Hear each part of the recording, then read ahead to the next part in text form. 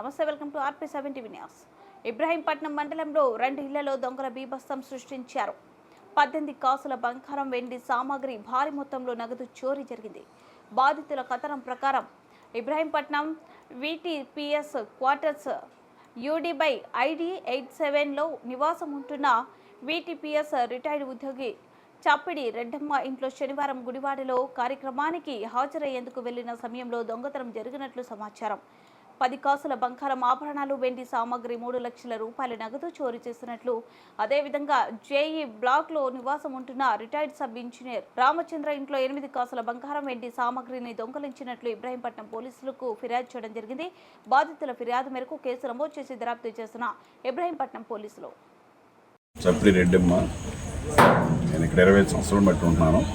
నిన్న ఉదయం మేము 5 గంటలకి గుడివాడ వెళ్ళాం ఫంక్షన్ నిమిత్తం. వెళ్ళి ఇప్పుడు సాయంకాలం మేము వచ్చేసరికి 7 అయింది.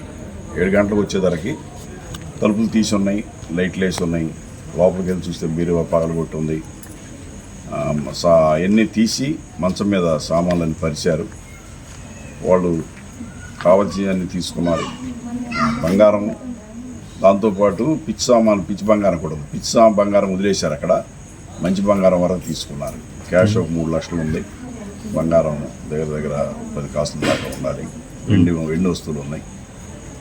అవన్నీ ఏంటంటే మేము ఇంకా కరెక్ట్గా స్టేట్మెంట్ వేసుకోలేదు ఎంత ఉందని సుమారు మీకు తెలియపరిచాం. పోలీసు వారికి కూడా కంప్లైంట్ ఇవ్వడం జరిగింది. వాళ్ళు వచ్చి ప్రిన్సిపల్కి పంపిస్తామని తెలియజేశారు.